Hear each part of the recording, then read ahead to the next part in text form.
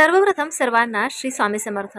आज दीप अमावास्या आहे आणि आज सकाळपासून बऱ्याच महिला अगदी ज्या वेळेला त्यांना जमतं त्यावेळेला दीप अमावास्येची पूजा म्हणजे दिव्यांची पूजा करत असतात।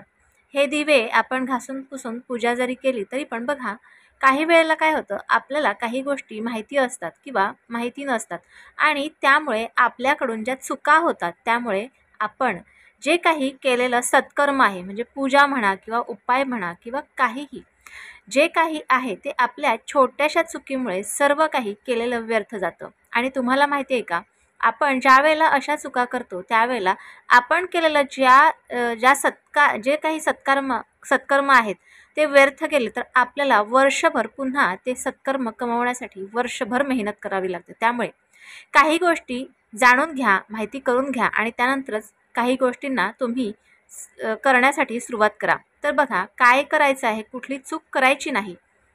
आज व्यवस्थितपणे व्हिडिओ ऐका, कुठेही स्किप करू नका आणि चुकीच्या कमेंट करू नका। हे झाल्याने काय होतं, ते झाल्याने काय होतं। तुम्हाला जर एखादी व्हिडिओ आवडत नसेल तर तुम्ही दुसरा व्हिडिओ पाहिलात तरीही चालेल। आता बघा आज अमावास्या आहे, दीप अमावास्या आहे, त्यामुळे आपण सकाळपासून अगदी आपल्या घराची साफसफाई आणि दिव्यांची पूजा करत असतो। पण तुम्हाला माहिती आहे का, ह्या पूर्ण दिवसातनं एक वेळ असा असतो त्या वेळेत आपण पूजाविधी करू शकत नाही।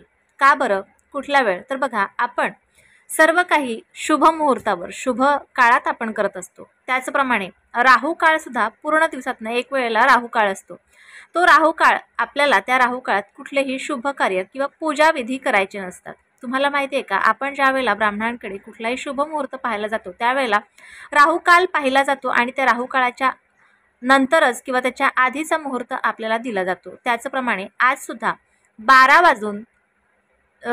ते 3 पर्यंत हा राहू काळ आहे आणि ह्या राहू काळात आपल्याला दीपपूजन करायचे नाही। एकतर तुम्हाला 12च्या आत दीपपूजन करायचं आहे, एकतर तुम्हाला 3 नंतर दीपपूजन करायचं आहे। हा राहू काळ आहे त्यामुळे या काळात तुम्हाला पूजा करता येणार नाही। हा काळ राहू काळ आहे। आता तुम्हाला ह्याच्यावर किती विश्वास आहे किंवा तुम्हाला मानायचं की नाही मानायचं हे तुमचं काम आहे। माझं काम होतं तुम्हाला सांगण्याचं, ते मी केलेलं आहे। आता पुढची गोष्ट, आपण घरात राहतो, आपल्या आजूबाजूला आपले शेजारी आहेत किंवा आपण फ्लॅटमध्ये राहतो, आपल्या शेजारी आहेत, आपण सगळ्यांशी खूप चांगले राहतो। आपल्या घरात नेहमी आपण शुभ कार्य किंवा कुठल्याही कार्यात त्यांना बोलवतो किंवा त्यांच्याकडे आपण जात असतो। अशा सर्व गोष्टी होत असतात।